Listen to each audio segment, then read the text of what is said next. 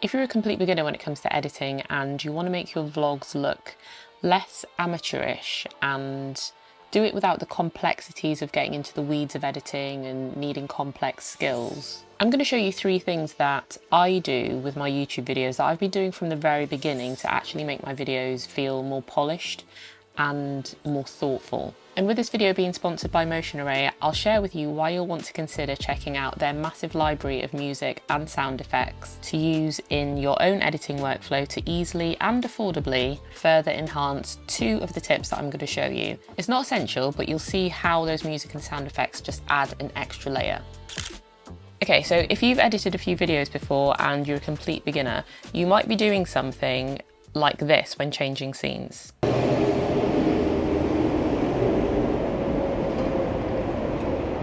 However, I think I'm almost there, but yeah, I cannot see. Well, there's nothing wrong with that. It can feel quite sudden and quite abrupt. So if you want a nicer, smoother way of doing it, with a more natural transition without needing fancy edits, then this is where J-cuts and L-cuts really come in handy. However, I think I'm almost there. But yeah, I cannot see where on earth I need to cross this road. Okay, so let me start with J-cuts because this is how it works.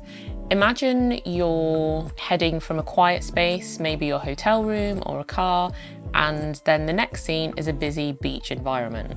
With a J-cut, you bring in the sound of the next scene before the current scene has ended. So basically, the viewer would actually hear the beach before they see it. Actually, it looks like it stopped raining a little bit now, so let me chance it and just go out of the car.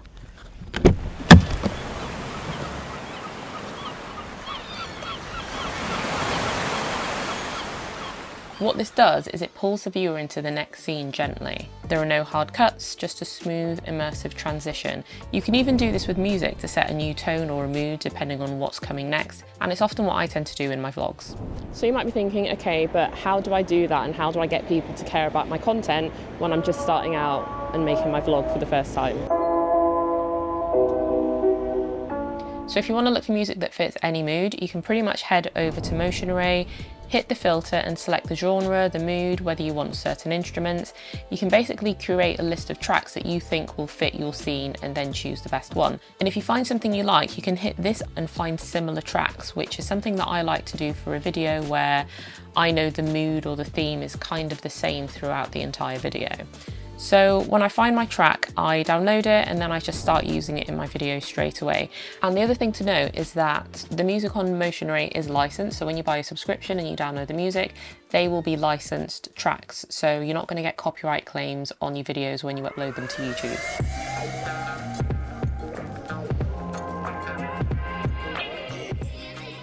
Imagine sitting down to film a video or going out to do your vlog and you realise that Now the L-cut is the opposite, where the audio continues from the current clip into the next clip. And I tend to use L-cuts in my vlogs when I want to wrap up a scene and I just want to wrap up a moment. It's raw footage and there's nothing there that you can really piece together into a substantial video, and you've just wasted all those hours going out to film something and just not being able to use any of it.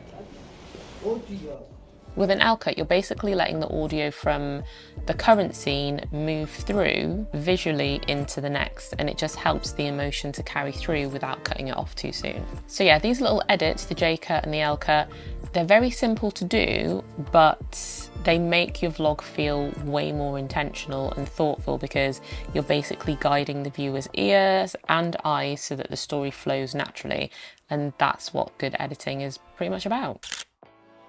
The second editing trick is one that I use all the time, and it's not just to make things look cool or creative. It actually helps me to keep a long clip in the vlog without it feeling slow or repetitive or needing to cut it in the middle of the clip.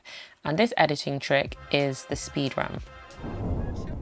What it does is basically lets me show the full journey from start, middle and end without cutting anything out of that clip. The change in the speed actually adds a little bit of drama, and then when you pair it with audio cues, it really is a nice touch. So if you've got a long walking shot, for example, or a reveal that takes a while, a speed ramp can actually make it feel intentional instead of keeping the full clip at normal speed, which could then just feel really boring and drawn out.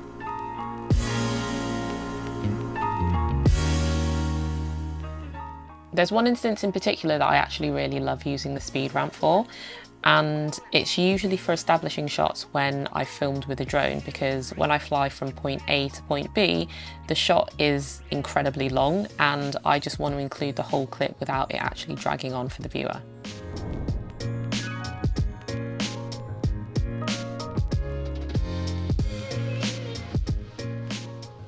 Now, a speed ramp on its own looks good, but to give it that extra sense of movement, you can actually add sound effects. So for this, I went over to Motion Array again. I went over to sound effects and typed in whooshes, and then it came up with a whole list. You can even be a bit more specific and put something like short whooshes to narrow down the search. It just depends on what you're actually looking for.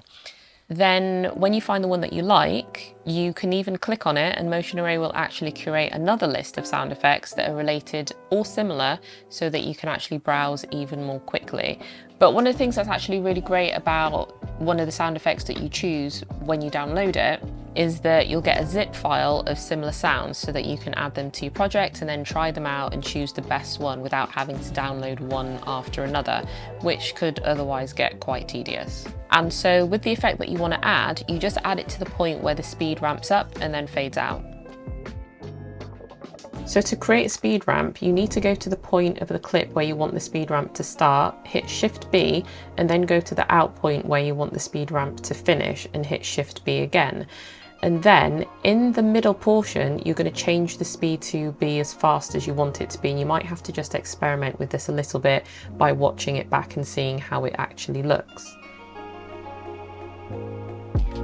Then if you want to add a speed ramp to the next point in the clip, then you just do the exact same thing.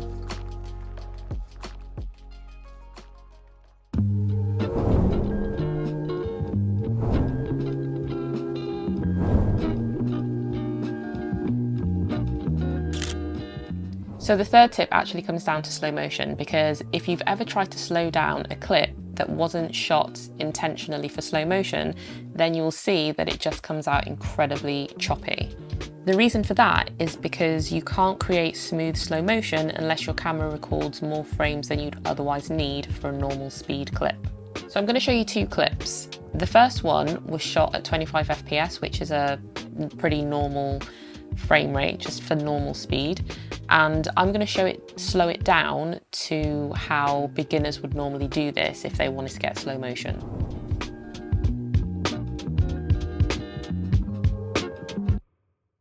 So you can see the footage looks so choppy, it just doesn't look right, it doesn't look good.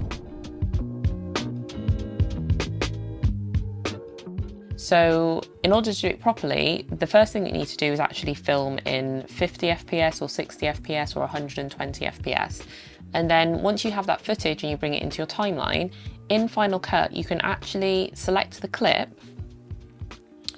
go to the retime function, and then there'll be an automatic selection there. And what that will do is the speed of the footage will then be adjusted correctly to give you smooth slow motion. So you can even do this yourself. So if you shoot in 50 FPS and your timeline is at 25 FPS, you're going to slow that footage down to half, so 50%, and you can add that in Final Cut.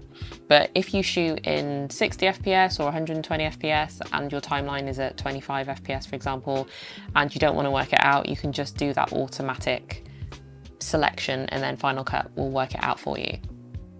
So there are a couple of reasons why people like to shoot in slow motion, and I think for quite a few people they like it because it kind of looks cinematic, for want of a better word. And for me, the main reason that I tend to use it in my videos comes down to making handheld shots that are a little bit shaky appear a lot smoother and steadier.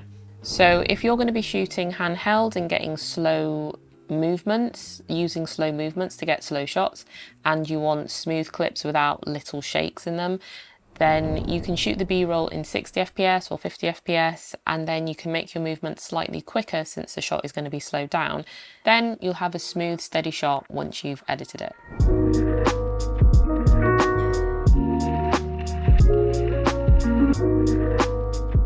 Now I do have a quick bonus tip for you, because when you're selecting music for your scene or your video, you want to think about the mood and not just choosing something that you like the sound of, because if it doesn't match what's happening on the screen, then it can actually just make the whole thing feel very disjointed and very disconnected. That's actually why using the search or the filter on Motion Array is key, because it can quickly help you find tracks based on mood, genre, or even pacing. So I've dropped a link in the description so that you can check out Motion Array for yourself, and if you use that link, then you can also get yourself 2 extra months free on any annual plan, so it's well worth checking out.